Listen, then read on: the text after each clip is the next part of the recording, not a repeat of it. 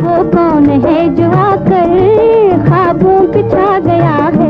गुलकार किशोर कुमार के बड़े भाई अशोक कुमार बॉलीवुड का बड़ा नाम थे, लेकिन उनके पाकिस्तानी अदीबों और फिल्म डायरेक्टर्स के साथ गहरे कनेक्शन भी थे। अशोक कुमार पाकिस्तानी अदीब सादत हसन मंटो के जिगरी दोस्त थे और मंटो को पाकिस्तान जाने से रोकते रहते थे, बल्कि मंटो की मौत पर वो बेतहाशा रोए भी थे और कहा था मंटो की कदर नहीं की गई। इधर मंटो भी अशोक कुमार का बात बात पर जिक्र किया करते थे, बल्कि एक बार जब एक फिल्म डायरेक्टर और गीत निगार नक्शब जारचवी ने अशोक कुमार को चूना लगाया और उनके साथ फ्रॉड करके वो बाद में पाकिस्तान आए, तो मंटो ने नक्शब जारचवी का जीना हराम कर दिया कि तुमने मेरे दोस्त के साथ बददयांती की है। नक्शब जारचवी कोई मामूली आदमी नहीं थे, हिंदी फिल्मों के टॉप के गीत निगारों में उनका शुमार होता था और एक से बढ़कर एक फिल्म उन्होंने बनाई थी। पाकिस्तानी हीर यानी फरदौस बेगम को भी पहली बार फिल्म में उन्होंने ही चांस दिया था और मौसीकार आजम नौशाद के मुकाबले में गुस्से में एक दिन उनका हम नाम मौसीकार नौशाद के नाम से जन्म दे दिया और नौशाद को टक्कर दी थी। बाद में यही नाशाद के नाम से पाकिस्तानी फिल्मों के अजीम मौसीकार बन गए थे।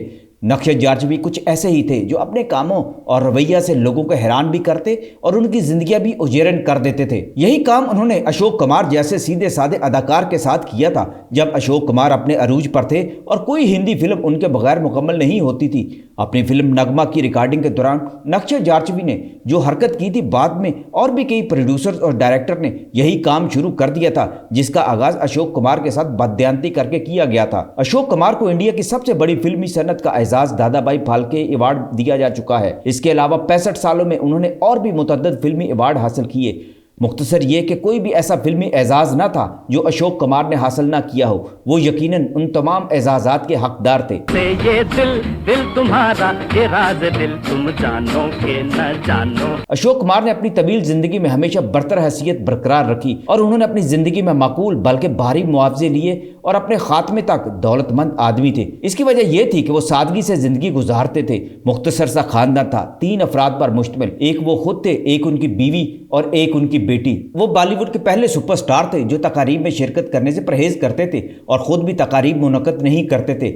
इससे जाहिर होता है कि उन्होंने जो कुछ कमाया कम ही सर्फ किया और बहुत कम खर्च किया। वो सारी जिंदगी बंबई में फिल्मी सितारों और शख्सियात के साथ रहे जो अपनी जिंदगी में ऐशो इशरत और बेतहाशा दौलत लुटाने के आदी थे, लेकिन वो उन तमाम जरासीम से कतई महफूज रहे जो कि बजाय खुद एक कारनामे से कम नहीं। दिलचस्प बात यह है कि अशोक कुमार अपनी फिल्मी जिंदगी में एक कंजूस और कफायत शायर के तौर पर भी मशहूर थे। शायर और फिल्म साज नक्शब जारचवी ने पाकिस्तान आने से पहले इंडिया में एक अपनी यादगार फिल्म नगमा के नाम से बनाई, तो इसके लिए सबसे पहले अशोक कुमार को हीरो के तौर पर राब्ता किया। नक्शब साहब बंबई फिल्म की सनत में जाने पहचाने थे और मुमताज शायर थे। उनका ख्याल था कि अशोक कुमार उनके साथ लिहाज और रियायत करेंगे। अशोक कुमार को किसी ने बता दिया कि नक्शब जारचवी मुआवजा देने के मामले में अच्छी शोहरत नहीं रखते।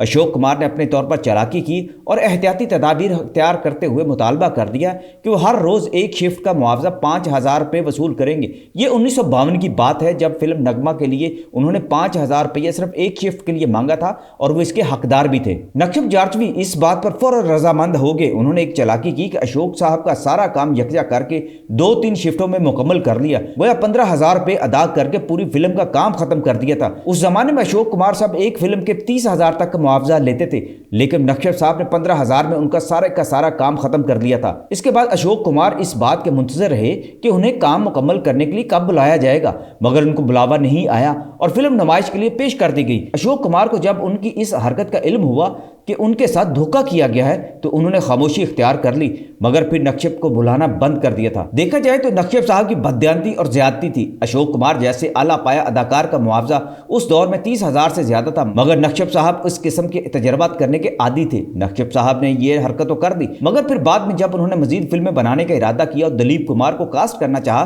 तो दिलीप कुमार ने इनकार कर दिया। फिर देव आनंद ने भी उन्हें इनकार कर दिया, तो उन्होंने प्रदीप कुमार के साथ जिंदगी या तूफान फिल्म बनाई और प्रदीप कुमार के साथ भी अशोक कुमार वाला सलूक करना चाहा तो प्रदीप कुमार ने नक्शब साहब की बुजुर्गी का कोई लिहाज न किया और खरी खरी उन्हें सुना दी। उन्हें फिर एहसास हुआ अब बंबई में उनकी साख खत्म हो गई है, तो वो 1962 में पाकिस्तान चले आए। साथ ही नौशाद को भी बुला लिया, मगर अपने फितरी गरूर से वो यहाँ भी बाज ना आए थे। बात अशोक कुमार साहब की हो रही थी। अशोक कुमार एक मुनफरिद अंदाज लेकर फिल्मी सनत में आए थे।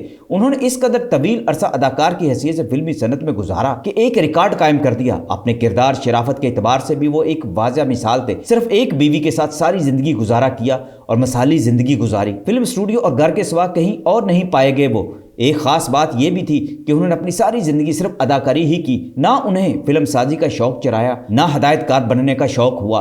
लेबॉर्ट्री में काम सीखने आए थे, तकदीर ने इत्तेफाक से हीरो बना दिया, क्योंकि फिल्म का मुंतखब हीरो नहीं आया था। हीरो क्या बने कि फिर जिंदगी भर हीरो ही रहे। कैरेक्टर एक्टर के तौर पर भी काम किए तो मरकजी रोल अदा किया। अपनी अदात और अतवार, शराफत और शर्मीलेपन की वजह से वो सबसे निराले थे। अशोक कुमार स्क्रीन पर जो बोलते थे बस उसी पर गुजारा करते थे। किसी जलसे या तकरीब में ना कभी शिरकत की, ना ही तकरीर की। मजमा देखकर तो उनके हाथ पांव फूल जाते थे और पसीने छूटने लग जाते थे। लड़कियों के जुर्मट से वो बुखला जाते थे। ऐसे सुपरस्टार बॉलीवुड एक्टर को अजीबोगरीब नहीं कहा जाए तो क्या कहा जाए, जो ग्लैमर की दुनिया में सूरज बनकर चमके थे। किसी अदाकारा की तरफ मैली नजर से ना देखा जिंदगी भर, ना कोई स्कैंडल बनने का मौका दिया। वो अपने दौर का आखिरी सूरज थे जो फिर डूब गया, और कोई एक्टर उनके नक्शे कदम पर नहीं चला, क्योंकि इसके बाद बॉलीवुड में बेहयाई ताकत बन गई और उसका नाम ही ग्लैमर और तफरीह रख दिया गया। अशोक कुमार जैसे लोगों की कोई गुंजाइश ना रही। बॉलीवुड में सिर्फ एक ही अशोक कुमार गुजरे थे जो अपने किरदार का नमूना भी थे।